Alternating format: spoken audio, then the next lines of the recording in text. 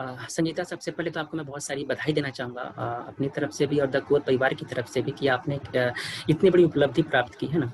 और तो सबसे पहले मैं भी और चाहे जो भी लोग वीडियो को देखेंगे या फिर आने वाले समय में जो देखेंगे वो कहीं ना कहीं आपको एक रोल मॉडल की भी तरह देखेंगे। हो सकता है वो संख्या हजारों लाखों में हो सकती है ना। तो मैं बिल्कुल ये अपेक्षा करूंगा कि आप उन्हें वो सब बातें बताएं जो एस्पिरेंट के तौर पे आपने महसूस किया। तो सबसे पहले मैं चाहूंगा कि अपना एक थोड़ा सा संक्षिप्त परिचय दे दें उन्हें। ठीक है सर। सर मैं जैसे कि पता ही है कि मैं हरियाणा से हूँ और गुरुग्राम के पास मेरा जो गांव है सत्यावास, मैं वहाँ से बिलोंग करती हूँ। मेरी जो प्राइमरी एजुकेशन है वो मुंबई से हुई है, महाराष्ट्र से, क्योंकि मेरे पिताजी जो थे वो नेवी से रिटायर्ड हैं। उसके बाद फिर मेरा जो स्कूलिंग है हायर सेकेंडरी स्कूल पूरा वो गुड़गांव से हुआ है। फिर मैंने अपना बीएससी किया था गवर्नमेंट गर्ल्स कॉलेज से ही, गुड़गांव से। और मेरा मास्टर्स जो है वो नेचुरल रिसोर्स मैनेजमेंट में था आईपी यूनिवर्सिटी से, दिल्ली से। और उसके बाद से मैंने UGC net GRF environmental sciences में क्रैक किया था। एंड आफ्टर दैट मुझे जेएनयू में एडमिशन मिल गया था पीएचडी के अंदर। और साथ ही मैंने सर आईसीएआर नेट का भी दिया था एग्रीकल्चर में, वो भी मेरा क्वालिफाइड था। तो एक उसमें एआरएस होता है, agricultural recruitment of scientist, something like that. तो उसमें भी मैं इंटरव्यू तक पहुंची थी। तो कहीं ना कहीं मेरा जो झुकाव था वो मतलब मेरा जो ऑप्शनल मैंने लिया एग्रीकल्चर, उससे पहले से ही कहीं ना कहीं था। ये तो सर मेरी एजुकेशन का हुआ, जो मेरी बेसिक एजुकेशन है। उसके बाद सर मैंने ये 2018 में डिसाइड किया था कि मुझे एडमिनिस्ट्रेशन में ही आना था। ये मैं 2016 में ही जानती थी मतलब, पर इतना मतलब करेज नहीं था कि घर पे मैं ये बोल सकूं कि मुझे ये पढ़ाई नहीं करनी है और मुझे जिसमें चीज में जाना है मैं कंप्लीटली टाइम डिवोट नहीं कर पा रही थी। तो 2018 में ही मैंने अपना ये प्रिपरेशन स्टार्ट किया और मैंने पीएचडी को वहीं पे लीव कर दिया, क्योंकि higher education was my passion. क्योंकि घर में कोई भी हायर एजुकेशन में नहीं था, तो मेरी माताजी भी चाहती थी कि अगर तुम्हें पढ़ाई का मौका मिल रहा है तो तुम जितना पढ़ सकती हो पढ़ो। तो 2018 में ही तैयारी शुरू की थी।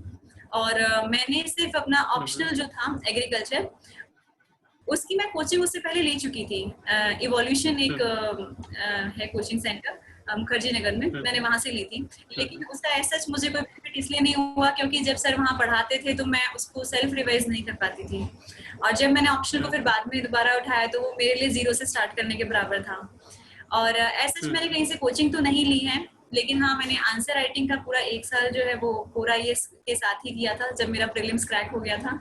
और इंटरव्यू जो है वो मैंने दीक्षांत आईएएस से और अमित सर से भी मैंने पूरी गाइडेंस ली।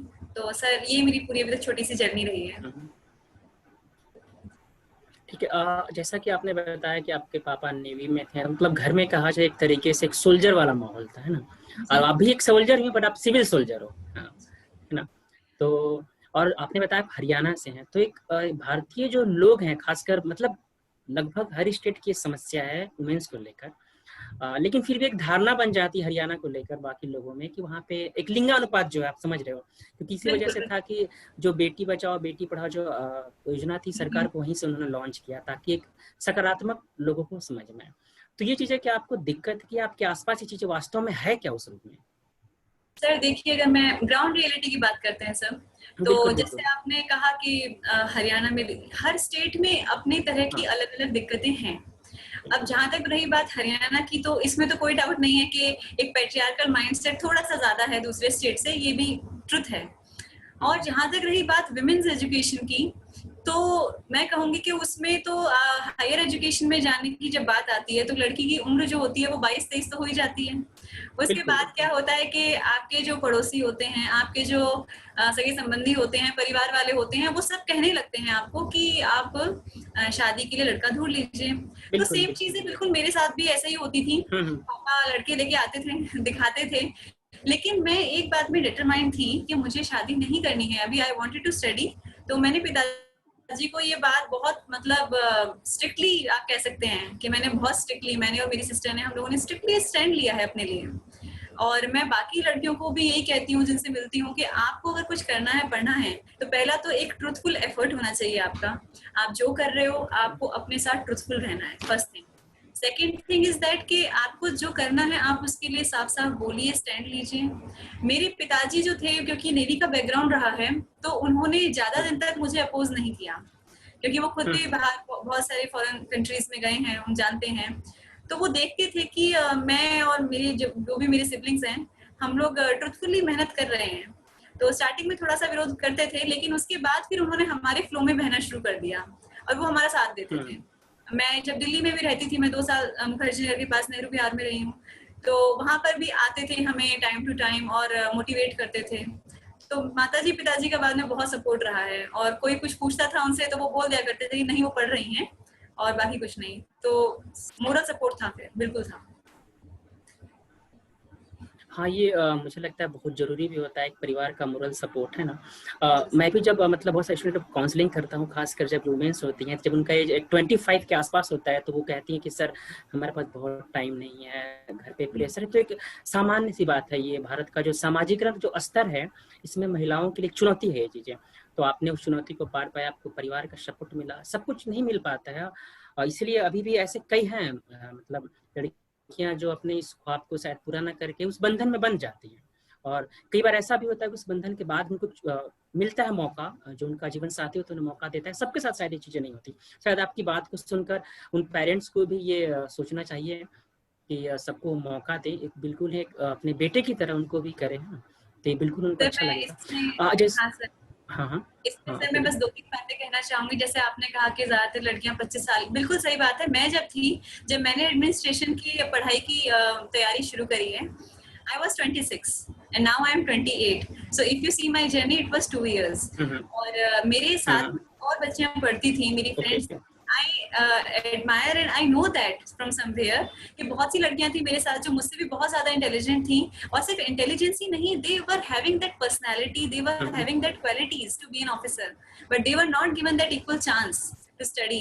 तो बिल्कुल मैं तो सभी पेरेंट्स को बोलूंगी कि आप मतलब अगर सुनते हैं और समझते हैं, और आपका बच्चा अगर एक सच्चा प्रयास करना चाहता है, तो आप उसको एक मौका जरूर दें। बिल्कुल। अब मैं जो मेरा एक महत्वपूर्ण सवाल है, वो लगभग हर स्टूडेंट का होता है कि जब आपको पता चला कि आप सेकेंड रैंक हो, तो क्या फील हुआ था उस समय अचानक से, मतलब जब खबर मिली तो? क्योंकि एक्साइटमेंट जो फीलिंग होती है वो शायद सब मेरे साथ थोड़ा सा डिफरेंट था, मैं कहूँगी। मतलब क्योंकि मेरे लिए सर, मैं एक चीज, मैं पर्सनली अपने आप को जितना जानती हूँ, तो मैंने कभी ये नहीं सोचा कि मुझे आईएएस बनना है, पीसीएस बनना है, या कुछ भी बनना है। मेरे लिए मेरा जो एम था वो ये था कि I wanted a platform from where I can connect to people, I can work for them, whether it is PCS, UPSC, anything, you know. तो जब मैंने रिजल्ट देखा, तो उससे पहले 1 घंटे 2 घंटे पहले ही मैंने अपना मेंस का एडमिट कार्ड निकाला था, यूपीपीसीएस का ही, 2019 का। तो मैं भाई से बोल रही थी कि पता नहीं होगा कि नहीं होगा, आप मेरा निकलवा दीजिए और फिर देंगे, नहीं होगा तो एटीट्यूड तो पॉजिटिव था, और घर में उम्मीद थी सबको कि सिलेक्शन तो होगा, क्योंकि उन्होंने पढ़ते हुए देखा है मुझे। लेकिन ये मतलब एक अगर देखा जाए, जैसे बच्चा होता है तो जब वो सच में मेहनत करता है तो जरूर कभी ना कभी सपना जरूर देखता है कि उसका नाम टॉपरों में आएगा। तो मुझे भी तो उम्मीद थी, लेकिन जब मैंने देखा तो मुझे यकीन नहीं हुआ था।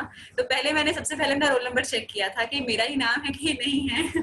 तो इस तरह से रहा था, लेकिन फिर थोड़ी देर बाद आई वॉज बैलेंस्ड कि इट्स ओके, सिलेक्शन हो गया है, but now it's just a beginning and I have to work now, that is the main thing. तो मतलब अच्छा था, काफी अच्छा था, मुझे खुशी हुई। हम जब आप तैयारी कर रहे थे, तो इस तैयारी के दौरान जो मुझे लगता है कि बहुत सारे तनाव आते हैं, हर एस्पिरेंट के सामने आता है। कई बार क्या होता है कि एक तो एग्जाम का शेड्यूल टाइम टू टाइम नहीं होता है, दूसरी बात है पारिवारिक समस्याएं, व्यक्तिगत समस्याएं, तमाम चीज़ें होती हैं। तो इस तनाव के बीच खुद को हम कैसे ऊर्जावान बनाए रखें, बेहतर बनाए रखें? क्योंकि दिल्ली में जो बच्चे, एक प्रवासी, मैं उनको कहूँगा प्रवासी की भांति हैं वो, जहाँ पे उनके सामने स्वास्थ्य से लेकर हर एक समस्या है, कोई अपना नहीं है, तमाम चीजें हैं। तो इस बीच कैसे वो बरकरार रखें अपने आप को, कह सकते हैं कि ऊर्जावान कैसे रखें ताकि एक बेहतर प्रदर्शन कर सके? आपने इस चीज कैसे महसूस किया? सर, जैसे आपने कहा, ये एक बहुत बड़ा मुद्दा है, बहुत बड़ा। मैं जब नेहरू विहार में रहती थी, मैंने खुद बच्चों को देखा है कि कितना स्ट्रेस में रहते हैं। पेरेंट्स की फाइनेंशियल कंडीशन सबकी डिफर करती हैं। खाने के लिए आधे बच्चे बाहर खाते हैं, आधे कुक से बनवाते हैं, कुछ लोग खाते ही नहीं है दोपहर तक। ये सब चीजें छोटी छोटी होती हैं, लेकिन बहुत मैटर करती हैं। तो हमारा तो क्या था कि जैसे 2016 से ही मैंने अच्छे से योग सीखा हुआ है पूरा, और ध्यान मैं करती थी शाम को।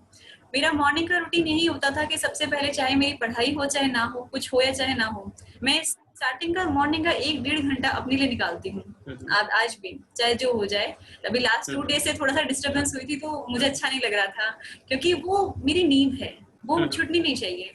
जो लोग मुझे जानते हैं, मेरे सीनियर्स हैं, मैं उनको भी बोलती थी कि आप करिए, इससे बहुत पॉजिटिव इफेक्ट मिलता है। मैं रिक्वेस्ट करती थी उनको, तो मैंने यही रूटीन में रखा। प्लस जहां तक रही फूडिंग की बात, आप पढ़ रहे हैं, आपको इतना लॉन्ग आवर्स के लिए पढ़ना पड़ेगा, तो ऐसा हो नहीं सकता कि आप बाहर का खाना खा के और एक अच्छे स्टेट ऑफ माइंड में रह पाए। तो हम लोग खाना भी खुद ही बनाते थे। मेरी दीदी ने बहुत हेल्प की, उन्होंने खाना बनाती थी मेरे लिए एंड एवरीथिंग, मतलब सब कुछ करती थी, मैं भी करती थी। तो हम लोग यही कहूंगी कि खाने में 2 चीजें इंपॉर्टेंट है, जैसे ब्रेकफास्ट एंड योर लंच। ये हैवी करें, आप अच्छे से करें, don't skip that. And dinner बेशक आप थोड़ा बहुत खा लेंगे तो भी चलेगा, बिकॉज शाम का इतना मैटर नहीं करता। तो ये तो खाने की बात हुई। उसके बाद मैं कहूंगी कि आप जिन लोगों से जुड़े हुए हैं, जिनसे आप अपने सराउंडेड रहते हैं, वो लोग थोड़े पॉजिटिव हों, आपको जो पॉजिटिव की तरफ प्रेरित करें। मैं इस बात का ध्यान रखती हूँ कि जो लोग जिनसे मैं बात कर रही हूँ, जो मुझसे बात कर रहे हैं, मैं कोशिश करती हूँ कि अगर कोई पॉजिटिव नहीं भी है तो उसको पॉजिटिव डायरेक्शन में मोड़ा जाए, और आप पॉजिटिव की ही तरफ मूव करिए। आप बेशक कितनी भी वर्स्ट कंडीशन में हैं, वो फाइनेंशियल कंडीशन हो सकती है। मेरे पास भी एक पॉइंट पे आके मतलब था ऐसा कि फाइनेंशियली भी दिक्कत हुई थी। तो जब क्राइसिस का टाइम आए तो your values are tested at that time. तो मैं यही कहूंगी कि अपनी वैल्यूज को ना छोड़ें और अच्छी आदतें जो है उनको बना के रखें और दूसरों को भी प्रेरित करें। तो यही कहूंगी सर। बाकी तो है ही कि आप, और मैं ये कहूंगी कि अगर जैसे बच्चे क्या होते हैं, योग और ध्यान को ना एक ओल्ड एज से या फिर अजीब तरह से जोड़ के देखते हैं, which should not be the case. अगर आप ऋषिकेश में या हरिद्वार में जाएं तो कितने फॉरेनर्स आते हैं, मैसूर में जाएं आप, वहाँ पे फॉरेनर्स आके डॉलर्स में पैसे पे करते हैं हमारी कंट्री में योग सीखने के लिए। और जो हमारी चीज है खुद की, हम उसकी खुद वैल्यू नहीं समझते। और बेशक चाहे कोई कितना बड़ा सेलिब्रिटी हो, कोई स्पोर्ट्स पर्सन हो, एक्टर हो, आप किसी को भी देख लीजिए जो सक्सेसफुल हैं, वो कुछ ना कुछ पॉजिटिव एक्टिविटी जरूर करते हैं। तो मैं यही कहूंगी कि आप एक एक्टिविटी अपनी लाइफ में जरूर रखें। जी बिल्कुल, मतलब कहीं ना कहीं आपकी कहना क्या है कि मन की शांति बहुत जरूरी है, क्योंकि जब तक व्यक्ति मन की शांति से ऊर्जा को अर्जित कर सकता है। आपका स्टेटस भी है व्हाट्सएप पे, वो कुछ ऐसा ही इंगित करता है, मैंने देखा था, ठीक है। yes, तो जो मैं मेरा एक जो महत्वपूर्ण सवाल ये है कि तैयारी के दौरान अक्सर क्या होता है ना कि हम अपनी जिंदगी नहीं जी पाते हैं। हम लगातार पढ़ते हैं तमाम चीज़ों के बीच, तो जैसे हमारी हॉबीज होती हैं, बहुत सारी चीज़ें होती हैं, हमारी जो एक सोशल लाइफ होती है, तमाम चीज़ें कहीं ना कहीं पीछे छूट जाती है। क्या आपके साथ भी ऐसा हुआ? सर देखिए, क्या आपने भी 2015 ऐसा कुछ महसूस किया? 2015 के मतलब कुछ चीजें होती हैं, देखिए, जो हमें थोड़ा कट ऑफ या आप कह सकते हैं छोड़नी पड़ती हैं, because they are not required in this preparation. जैसे कि फेसबुक हो गया आपका, या फिर आप इंस्टाग्राम पे हो गए। तो अगर आप एक स्टूडेंट हैं और आपको पढ़ना है, व्हाट्सएप का मुझे लॉजिक थोड़ा समझ में आता है कि आप फाइल्स ट्रांसफर कर रहे हैं, जीमेल यूज करिए आप। लेकिन ज्यादा मैं सोशल मीडिया पे मैं पर्सनली प्रेफर उस टाइम नहीं करती थी। तो 2015 के बाद ही मैंने सोशल मीडिया से कट ऑफ कर दिया था। और व्हाट्सएप भी मैंने बहुत बाद में 2019 में आके 18-19 में आके स्टार्ट किया था। तो मैं सोशल मीडिया पे तो नहीं थी। जहां तक रही हॉबीज की बात, तो मैंने अपनी हॉबीज कभी नहीं छोड़ी, कभी भी नहीं छोड़ी। मतलब ऐसा होता था कि पढ़ाई छूट जाती थी कभी कभी, लेकिन मैंने अभी तक यही रियलाइज किया कि पढ़ाई आपकी तैयारी में पार्ट प्ले करती है, लेकिन 60-70%। आपका जो मानसिक संतुलन अगर ठीक नहीं है, आप मतलब अपनी लाइफ में बैलेंस नहीं है, तो आप मेंस में भी अच्छा परफॉर्म नहीं कर पाएंगे, because you have to write so many answers in a limited time.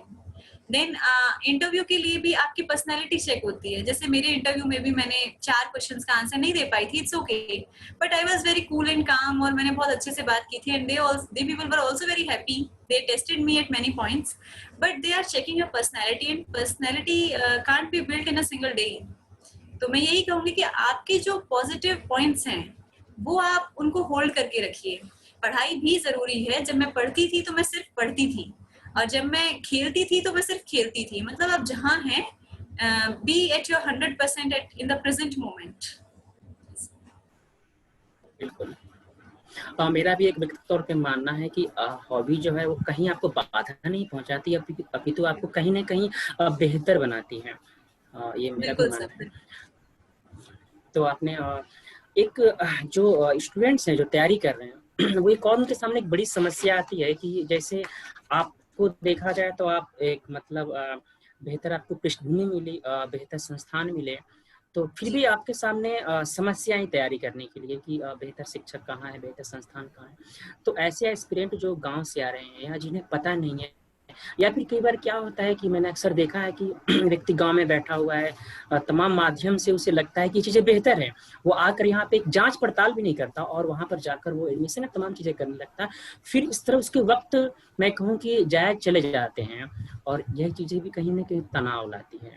तो आपके साथ ये किस रूप में हुआ है, आप इसे किस रूप में देखती हैं? सर, पहले तो मैं इसमें दो पार्ट्स में इसको डिवाइड करूंगी। पहले मैं अपनी जैसे एजुकेशन की बात आपने कही, इंस्टीट्यूशंस की बात कही, तो मैं आपको एक बात बताना चाहूंगी कि जैसे मैंने गवर्नमेंट कॉलेज, गर्ल्स का गवर्नमेंट कॉलेज था, उससे पढ़ी थी। तो हमारे यहाँ पे भी कोई ऐसा माहौल नहीं था, हमें नहीं पता था कि एडमिनिस्ट्रेशन जैसी ऐसी कोई चीज होती है। लेकिन पता नहीं क्यों मेरे अंदर था कि कुछ मतलब पॉजिटिव की तरफ मूव करना है। तो मैंने अपने बैच में और मेरी और भी फ्रेंड्स ने भी डिसाइडेड कि आजकल इंग्लिश का बहुत महत्व है। और हम लोग जहाँ थे वहाँ ऐसा कोई माहौल बिल्कुल भी नहीं था। तो लड़कियां भी जानती हैं जो वहाँ पढ़ रही होंगी। तो हम लोगों ने अपने सबके लिए डिसाइड किया था कि भाई हम सब इंग्लिश में बात करेंगे, चाहे थोड़ा थोड़ा ही शुरू करें। तो पहले मजाक के तौर पे हंसते थे, एक दूसरे से इंग्लिश में बात करने की कोशिश की। जब मेरा बैचलर्स का फाइनल ईयर आया तो मुझे समझ में आ गया था कि अगर अब मुझे कुछ यहाँ से बेहतर की तरफ मूव करना है तो मेहनत तो करनी पड़ेगी। तो सर उस टाइम बहुत ज्यादा मेहनत करी थी, तभी फिर मुझे आईपी के एंट्रेंस में मेरी ऑल इंडिया फर्स्ट रैंक थी वहाँ पे भी। तो वहाँ पे जब मैं गई, वहाँ एडमिशन ले लिया, तो वहाँ पे मेरे लिए चैलेंजेस बिल्कुल अलग थे, क्योंकि मैंने वैसा इन्वायरमेंट पहले देखा नहीं था। तो एक बिल्कुल डिफरेंट उसमें जाके, दिल्ली यूनिवर्सिटी के बच्चे थे, मैं एमडीयू से गई थी, तो वहाँ पे फिर अलग चैलेंजेस फेस किए। लेकिन जब मैं वहाँ फर्स्ट डे गई थी तो मैंने डिसाइड कर लिया था कि मुझे यहाँ पे भी अच्छा करना है। लेकिन फिर मैंने इंस्पायर फेलोशिप के लिए मैं एलिजिबल होती, लेकिन किसी कारणवश मैं कुछ नंबरों से रह गई थी, तो वो भी नहीं मिल पाया था। फिर पिताजी तभी लड़के देख रहे थे, तो मैंने पिताजी से कहा था कि आप 6 महीने रुक जाइए, और अगर मेरा नेट जीआरएफ नहीं निकला तो आपको जो करना हो आप करिएगा। तो 6 मंथ्स का टाइम लिया था मैंने पेरेंट्स से। उसी में फिर मैंने जिया सराय में मैं भाग दौड़ करती थी उस टाइम पे। तो ऐसा रूटीन था कि मुझे दुनिया का पता नहीं था कि क्या चल रहा है दुनिया में, मुझे बस ये था कि I have to do it anyhow. तो उसके बाद नेट जीआरएफ क्रैक हो गया था, तो सब घर पे फिर एक फिर खुशी का माहौल हो गया कि चलो ठीक है, कुछ अच्छा हुआ। फिर जेएनयू में मैं गई, वहां पे मैंने फिर और सीखा, एक्सपोजर मिला। इस पूरी चीज के दौरान सर मेरे जो टीचर्स थे, मैं कहूंगी they were very supportive, they were very supportive. Bachelors के टीचर्स ने हमें जीरो से एकदम स्टार्ट कराया कि हमें कुछ नहीं आता, तो वो इस तरीके से पढ़ाते थे। हमारी मैम थी एक, उन्होंने मुझे गाइड किया। उन्होंने कहा था मुझे कि एक बार कि मेरी बिटिया जेएनयू में पढ़ती है। तो मैं घर आई, मैंने पिताजी से पूछा कि ये जेएनयू क्या होता है। तो पिताजी ने कहा था कि जवाहरलाल नेहरू यूनिवर्सिटी है, और जितना उनको पता था उन्होंने कहा कि वहां तो सिर्फ मंत्रियों के बच्चे पढ़ते हैं। तो मुझे वो बात खटक गई थी, तो मैंने कहा मंत्रियों के बच्चे पढ़ते हैं तो मैं भी उसी में पढ़ूंगी। तो एक दिन मतलब सोचा था कि जेएनयू में एडमिशन लेना है। मैं वहां तक पहुंची तो पिताजी को हुआ कि हाँ, जो कह रही है मतलब कर सकती है। तो हमें अपनी खुद की कैपेबिलिटीज पे विश्वास रखना होता है और मेहनत करनी है। मेहनत जो है वो पॉजिटिव। अब जैसे सर आपने कही कोचिंग्स की बात, तो मैं लकी थी कि मेरे पास कुछ लोग थे, मेरे सीनियर्स हैं, मेरी दीदी है जो ऑलरेडी सिविल सर्विसेज में प्रिपरेशन कर रहे थे। तो मैं जब दिल्ली गई तो मुझे स्ट्रिक्टली मना किया गया मेरे सीनियर्स के द्वारा, मेरी दीदी के द्वारा, कि आपको कोचिंग नहीं लेनी है। तो मुझे ये बात ना पसंद नहीं आई थी, क्योंकि मुझे था कि नेट जीआरएफ भी कोचिंग लेके निकाला था, क्या पता ये भी जल्दी से कोचिंग लेके निकल जाए। तो मैंने दीदी से बोला कि मैं ऑप्शनल की कोचिंग तो लेके देखूंगी। जब मैंने कोचिंग ली तो मुझे पता चला कि self study is the main thing which matters in this examination, कि आप कितना खुद कर रहे हो। तो फिर मैंने भी डिसाइड किया कि ठीक है, मैं जीएस का खुद करूंगी। तो उसी के बेसिस पे सर मैं कहूँगी लकी थी। लेकिन जो बच्चे जैसे आपने कहा गांव से आते हैं, उनको नहीं पता होता, वो कहीं पैसे इन्वेस्ट कर देते हैं और फिर बाद में दे हैव नो ऑप्शन। तो मैं यही कहूंगी कि बेशक आप कोचिंग ले लीजिए कहीं से भी, लेकिन आप थोड़ा ट्रायल का क्लासेस लेके देखिए। आपको समझ में आता है तो ही आप वहां जाइए, और कहीं पे भी कुछ भी करिए, लेकिन खुद तो पढ़ना पड़ेगा। This is thumb rule. मेरा एक जो बेसिक सवाल है कि हम एग्जाम पे आते हैं कि जो मेंस होता है वो एक बहुत इंपॉर्टेंट रोल है आपको रैंक होल्ड करने में, क्योंकि इंटरव्यू में कोई संभावना नहीं होती आप कितने मार्क्स मिलेंगे क्या मिलेंगे, है ना। बहुत सारी चीज़ें वहाँ पे मैटर करती हैं। तो जब आपने मेंस का प्रिपरेशन करना शुरू किया, उसमें आंसर राइटिंग आपने किया, तो क्या लगता है, क्योंकि अक्सर ये देखा गया है, मैंने पर्सनली लोगों को देखा है कि वो पढ़ने पे ज़्यादा फोकस कर देते हैं, लिखने पे कम होता है उनका। और खासकर हिंदी मीडियम की बात कर रहा हूँ, वहाँ पे लिखने पे उनका बहुत ज़्यादा नहीं होता। जैसे होता है ना कि अच्छा ये मैटर इसको पढ़ लेता हूँ उसको भी पढ़ लेता हूँ, वो बहुत पढ़ लेते हैं पर लिख नहीं पाते प्रश्न। तो आंसर राइटिंग की कहाँ तक आप वैल्यू देखते हो मेंस में? सर जब मेरा प्रीलिम्स क्रैक हो गया था तो मैं कोर आईएएस में अमित सर के पास ही आई थी। I remember my first day, मैंने सर से आके कहा था कि सर मुझे आंसर राइटिंग करनी है।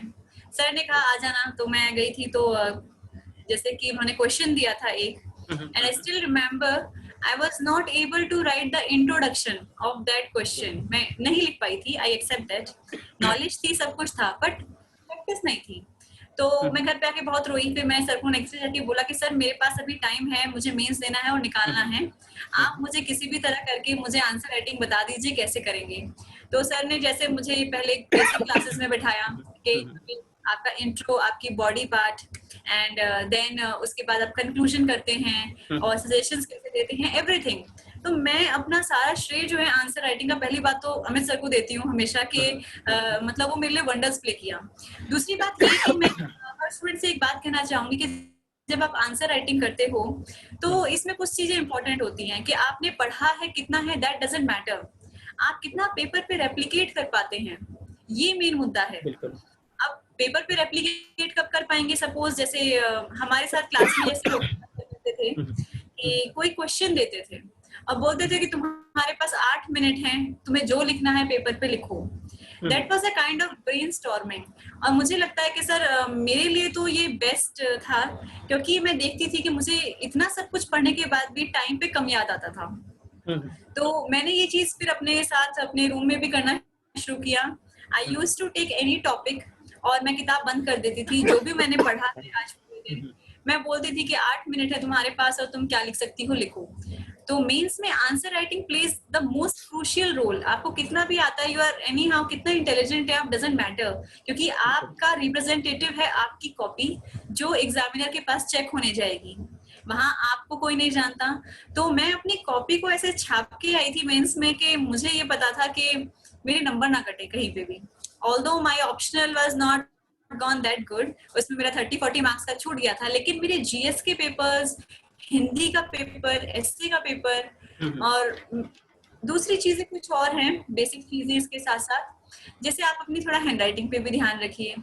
अगर चीजें देखने में अच्छी नहीं लग रही तो हम उसको फिर मतलब एक साइकोलॉजिकल होता है इसमें कि पढ़ना इंसान पसंद नहीं करेगा थोड़ा। तो हैंडराइटिंग आप थोड़ी ठीक रखिए अपनी, मतलब इतना कि दिखने में अच्छी लगे। दूसरा ये कि आप कुछ जो अच्छे वर्ड्स लिखते हैं, अच्छी लाइंस लिखते हैं, डाटा देते हैं जहाँ पे डायग्राम, मतलब anything that is worth to show to the examiner, आप उसको अंडरलाइन जरूर करें। अंडरलाइन मैंने अपने हर आंसर में जो भी मैं मतलब मुझे था कि मुझे लिख के आना है, मैं उसको अंडरलाइन करके आती थी। ये एक इम्पोर्टेंट चीज है। तीसरी सबसे इम्पोर्टेंट चीज थी मेरे उसमें मेंस में कि मैंने कोई भी क्वेश्चन छोड़ा नहीं। ऐसा तो मतलब होता था कि टाइम लिमिटेड है, आपको पूरे 20 के 20 क्वेश्चन करने हैं, ये सबसे चैलेंजिंग टास्क होता है। और अगर आप एक भी क्वेश्चन छोड़ के आ रहे हो तो इसका मतलब है कि बहुत पीछे आप हो जाते हैं। तो मैंने मतलब मुझे ये होता था कि anyhow I have to complete my paper. तो मैं घड़ी मैं सामने रखती थी और जैसे ही मेरा टाइम ओवर होता था एक क्वेश्चन के लिए, अगर मेरा आंसर छूट रहा होता था वो बीच में, तो मैं उसको वहीं छोड़ देती थी, मैं नेक्स्ट पे स्विच कर जाती थी। और लास्ट में नॉर्मली ऐसा होता था कि मेरे पास 5 मिनट भी एक्स्ट्रा बच जाते थे और मैं लास्ट में उस आंसर को भी कंप्लीट कर पाती थी। तो time management is also very important. अगर आपने पहले प्रैक्टिस नहीं करी है तो आप 14-15 आंसर से ज्यादा नहीं लिख पाएंगे अगर आप ज्यादा लिखने के चक्कर में रहेंगे। तो हमें एक अच्छा, एक मोर देन एवरेज पेपर हमें सारे करके आने हैं।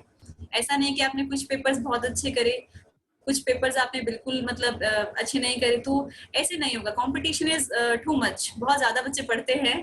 तो आपको ये मेक श्योर करना है कि आप जो जितनी मेहनत कर रहे हैं एटलीस्ट आप उसको शोकेस करके आए वहां पे, दैट इज मेन पॉइंट।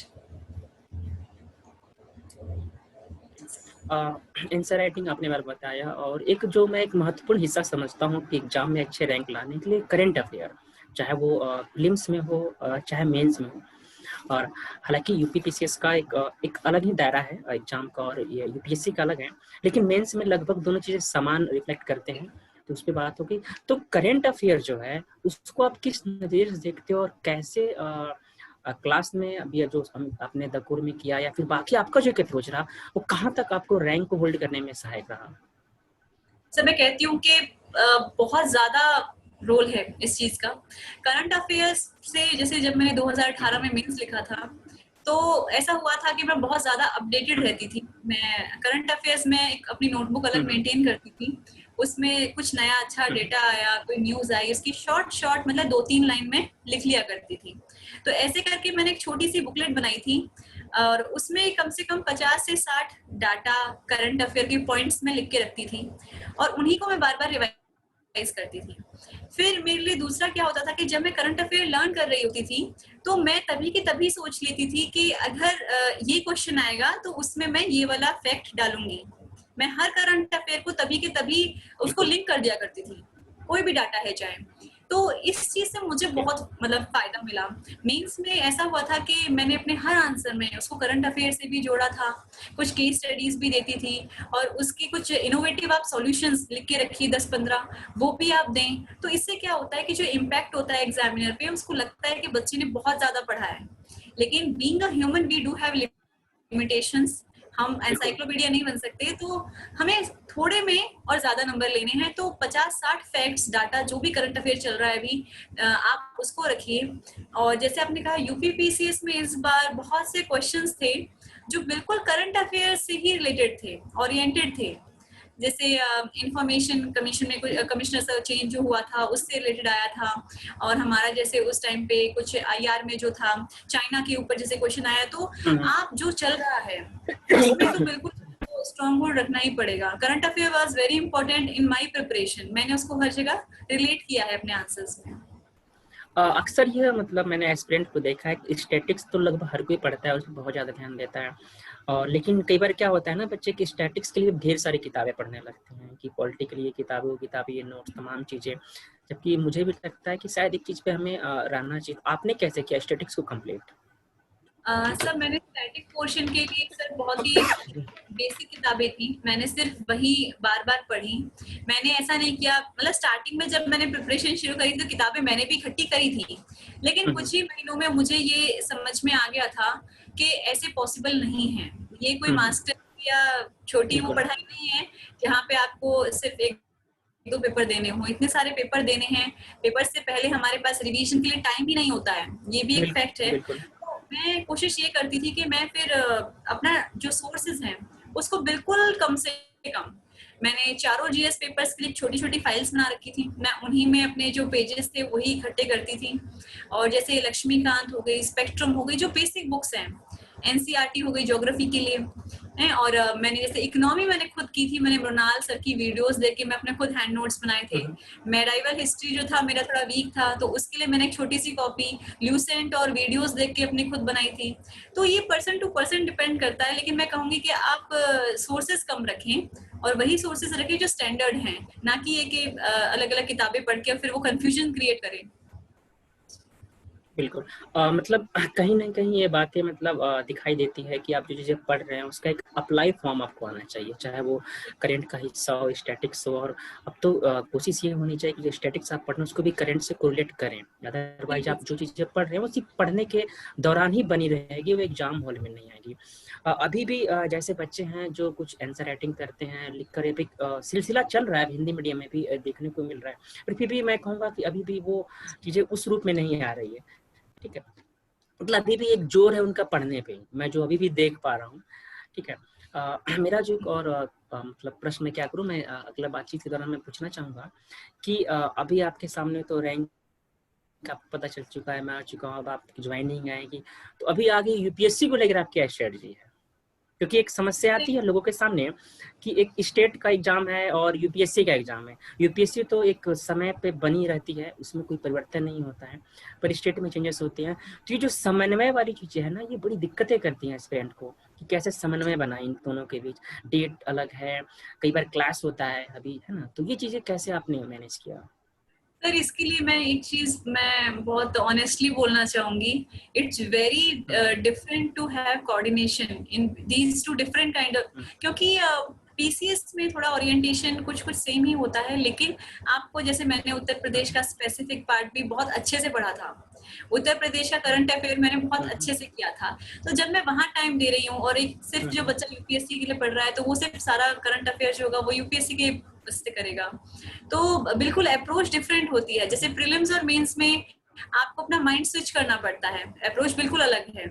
ऐसे ही एक पीसीएस एग्जामिनेशन में और एक यूपीएससी में थोड़ा डिफरेंस तो होता है। जैसे मैंने लास्ट टाइम जब यूपीएससी दिया था तो मेरा कुछ मार्क्स से रह गया था, क्यों? क्योंकि उस टाइम पे पहले ये मेरा जो मेंस था उसी टाइम पे क्लैश कर गया था, तो इसलिए मैं वहां पे मैंने पूरा ध्यान हटा दिया था यूपीएससी से मेरा, लेकिन पूरा फोकस जो था वो यूपी पीसीएस पे ही था। लेकिन जो बच्चे मतलब कर रहे हैं कि दोनों चीजों को एक साथ लेकर चलना चाहते हैं तो टाइम मैनेजमेंट करना पड़ेगा और वो चीजें पहले करें जो दोनों में कॉमन है, ये है। लेकिन अभी जितना कंपटीशन है, there are students who try to be specific in their approach. तो मैं तो ये कहूंगी कि आप एक समय पे एक ही चीज करें। अगर आप यूपीएससी के लिए कर रहे हैं तो यूपीएससी के लिए ही करें। लेकिन मैंने एक टाइम पे मैंने खाली उत्तर प्रदेश का ही एग्जाम को टारगेट किया था, मेरा पूरा ध्यान एक ही जगह था, क्योंकि I wanted to make sure that result positive आए। हम आंसर राइटिंग को फिर से बढ़ते हैं। आपने जीएस के लिए बात की आंसर राइटिंग को, ऑप्शनल में भी बहुत जरूरी हो जाता है कि हम आंसर राइटिंग जरूर करें। वहाँ भी हम अक्सर अभ्यर्थियों को देखते हैं कि वो क्लासेस ज़्यादा करते हैं, नोट्स ज़्यादा पढ़ते हैं, और मतलब टेस्ट सीरीज का है उसमें एक फॉर्मेट है कि टेस्ट सीरीज करते हैं, पर फिर भी मेरा व्यक्तिगत तौर पर मानना है कि ऑप्शनल में भी आंसर राइटिंग ज़्यादा करने की जरूरत है, क्योंकि वहाँ पे आप मार्क्स ज़्यादा ला सकते हो। तो आपने आंसर राइटिंग ऑप्शनल के लिए क्या किया? सर जैसे मैंने क्योंकि मेरे ख्याल बताया से कि पहले तो जूलॉजी मैंने था शायद आपका ऑप्शनल, राइट? एग्रीकल्चर था सर मेरा, और जो मेरे ओके आसपास के ओके लोग ओके हैं और इवन मेरे कुछ जो फ्रेंड्स हैं आईएआरआई से, उनका मेरे पास कॉल भी आया and they were very shocked कि एग्रीकल्चर से कैसे निकाल सकती हो exam, because it's a very vast subject and I don't have any formal education in that. तो उनके लिए वो बहुत बड़ी बात थी। तो मैं ये कहूंगी सर कि जैसे ऑप्शनल में कुछ चीजें मैटर करती हैं। पहले तो जब आप ऑप्शनल ले ही रहे हैं, सबसे पहले ये देखें क्या आपका उसमें स्ट्रॉन्ग होल्ड है, या नहीं भी है तो क्या आप कर पाएंगे उसको। जैसे जब मैंने एग्रीकल्चर चूज किया था, मुझे कहीं ना कहीं ये पता था कि मैं कर लूंगी, I know how to fetch marks actually. कम अगर मैं कम भी पढ़ रही हूँ और समथिंग अनएक्सपेक्टेड क्वेश्चन भी आ जाएगा, क्योंकि मैंने ट्यूशंस इतना पढ़ाया है बच्चों को, तो मेरा बायोलॉजी का बैकग्राउंड रहा है, इन्वायरमेंटल साइंस का, जूलॉजी का, सबका बैकग्राउंड रहा है। एग्रीकल्चर में कुछ नई चीजें बस पढ़नी थी, तो मुझे लगा कि ये मार्क्स के हिसाब से भी और इंटरेस्ट के हिसाब से भी मेरे लिए अच्छा होगा, तो मैंने इसलिए चूज किया था।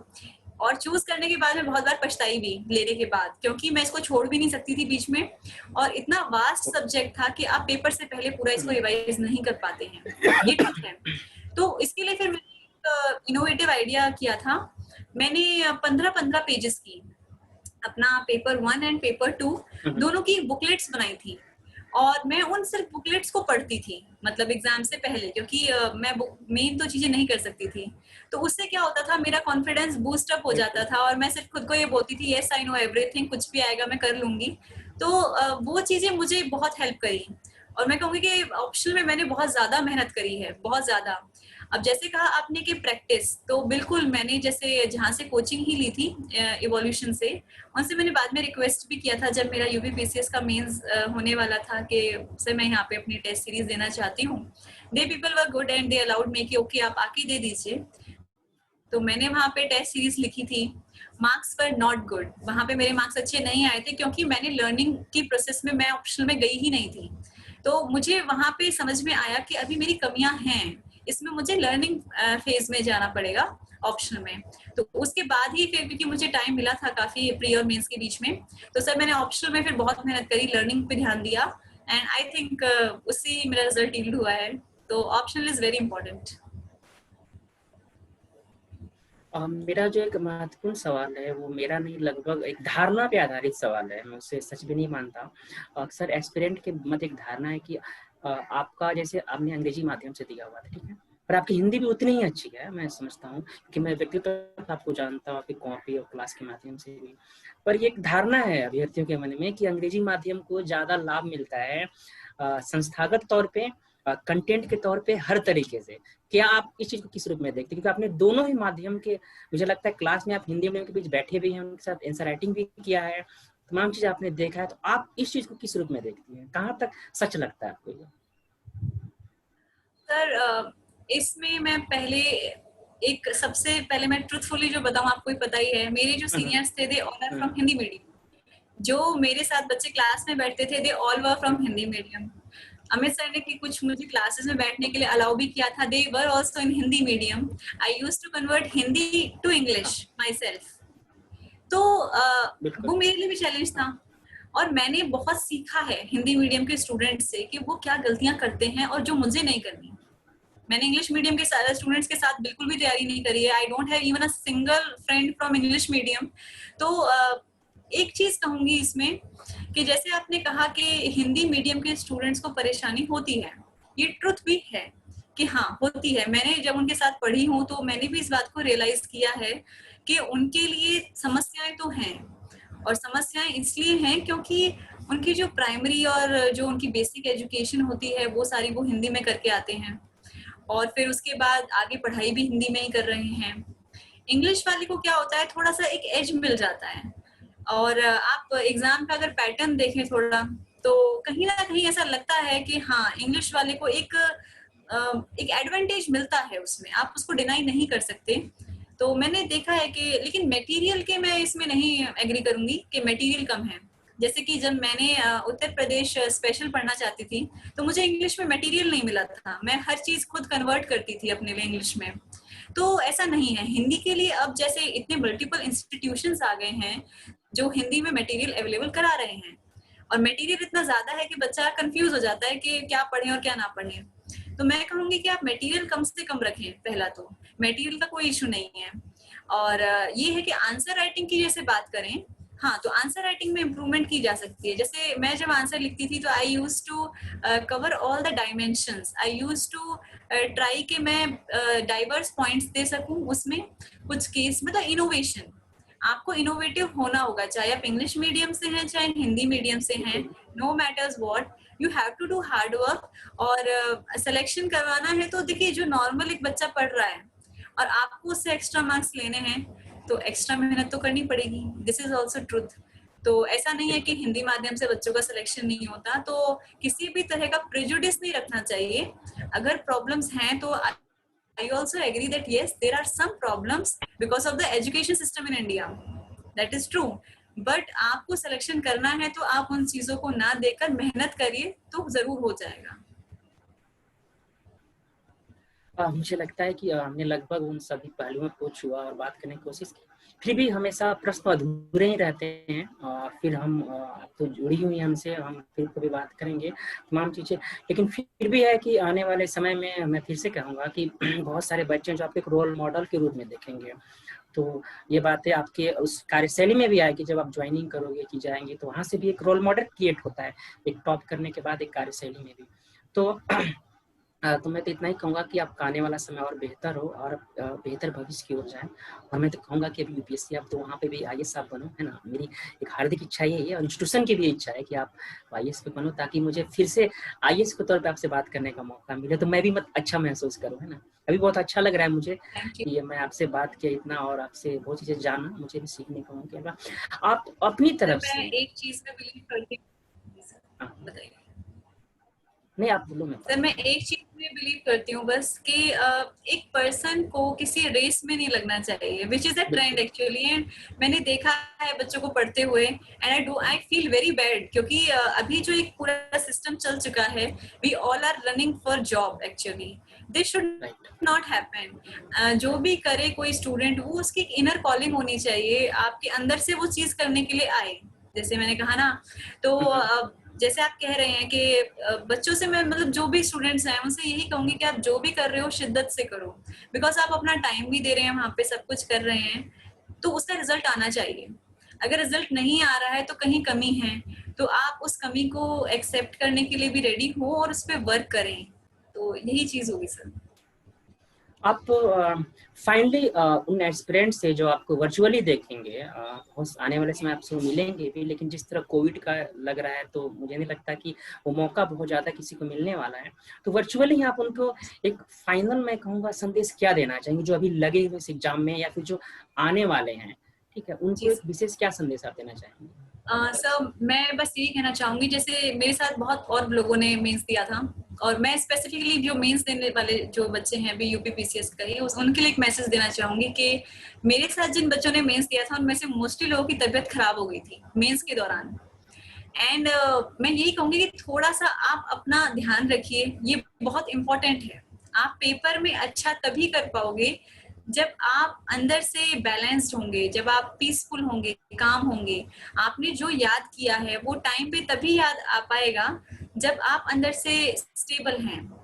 तो खाने पीने पे थोड़ा मैं कहूंगी इस चीज को थोड़ा आप करें, और रेस्ट जरूर करें बीच में, बेशक कम ही रेस्ट करें। जैसे मीन्स के दौरान मैं रात में सिर्फ 3 या 4 घंटे सोती थी, और पूरा 1 हफ्ते तक मेरा यही रूटीन रहा था, which I am not use to.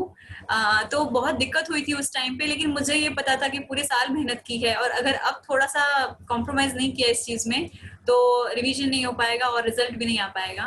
तो इस चीज में कहूंगी, और पॉजिटिव रहें आप, आपने जो किया है, इतनी मेहनत की है, उस पर विश्वास रखें कि यस, आप अपने आप को पॉजिटिव वर्ड्स बोलें कि हाँ मैं कर लूंगी या कर लूंगा। This is very important, because her time आपके आसपास कोई आपको पॉजिटिव बोलने के लिए नहीं होगा।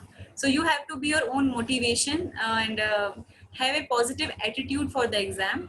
सारा रिवाइज करके जाइए, और इम्पोर्टेंट टॉपिक्स को बिल्कुल मत छोड़िए। Try to cover the complete syllabus, this is very important. And paper में जो आपने पढ़ा है उसको पूरा बैलेंस होकर अच्छे से करके आइए और रिजल्ट निकालिए। अब मैं अंत में इतना ही आपसे कहूँगा कि फिर से मतलब आपको सफलता की ढेर सारी बधाइयाँ मेरी तरफ से भी, पूरे परिवार की तरफ से भी, और आने वाला समय आपका बहुत बेहतर हो, मतलब एक सुकून भरी जिंदगी आपको मिले। मैं तो यही चाहूँगा कि सुकून बहुत जरूरी है जिंदगी में, इस आपाधापी वाले में, है ना। तो मैं फिर हम हो सकता है कभी मुखातिब हो, एक दूसरे से बात करने का मौका मिले। मैं तो यही चाहूँगा कि आईएएस के तौर पे आपसे मौका मिले मुझे, है ना, मुझे बेहद खुशी होगी, है ना। Thank you so much sir, I am so thankful to you, thank you.